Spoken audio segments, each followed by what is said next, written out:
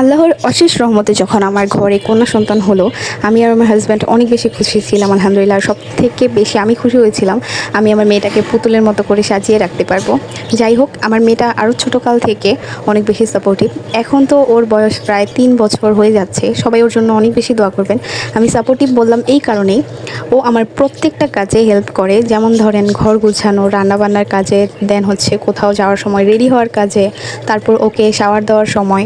যাই হোক, আমার মেয়েটা যাতে বড় হয়ে মানুষের মতো মানুষ হয়, এইটাই সবসময় আমি মা হিসেবে দোয়া করি। অবশ্যই আপনারাও দোয়া করবেন আমার মেয়েটা যেন সুস্থ থাকে, ভালো থাকে। আর দেখেন কি সুন্দর করে আমার সাথে এখানে মাশাল্লাহ মুরগির তরকারিটাকে মাখাচ্ছিল।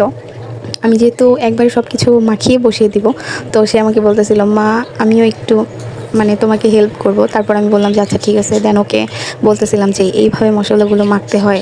তারপর ও তো ফার্স্টে দু একবার ধরে আর ধরতে চাইতেছিল না। আমি ছোটোবেলা থেকে ওকে এইসব কাজে উৎসাহ দিই, কারণ আমি চাই না ওর বড় হয়ে কোনো কষ্ট হোক।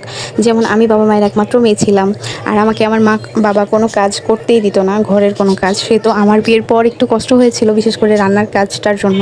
তো আমি চাই না আমার মেয়েটার জন্য কোনো কষ্ট হয়। ছোটোবেলা থেকেই সব কিছু আসলে শেখানো উচিত। আমরা অতিরিক্ত ভালোবাসা দিয়ে, আবেগের জায়গা থেকে মনে হয় যে কেন আমি আমার মেয়েকে দিয়ে কাজ করাবো, বা কেন আমি আমার ছেলেকে দিয়ে কাজ করাবো। আসলে চিন্তা করে দেখেন, যখন আপনার অসুস্থ লাগবে শরীরটা বা একটু খারাপ লাগবে, তখন কিন্তু আপনাকে হেল্প করার মতো কেউই থাকবে না। আমি আমার অভিজ্ঞতা থেকে বলছি, যখন আমি একটু সিক থাকি বা আমার অনেক খারাপ লাগে, আমি যদি শুয়ে শুয়ে আমার মেয়েটাকে বলি যে মা আমাকে পানির বোতলটা এনে দাও, মা আমাকে ওই ফ্রুটসগুলো ধুয়ে দাও, সে আমাকে হেল্প করে আলহামদুলিল্লাহ। আর সবাই কিন্তু ওর জন্য দোয়া করবেন। আমি চাই আমার বাচ্চাটা অনেক বেশি বড় হোক, আর আলহামদুলিল্লাহ ও ওর বাবা মাকে অনেক বেশি ভালোবাসে। আপনারা সবাই ওর জন্য দোয়া করবেন। আল্লাহ হাফেজ।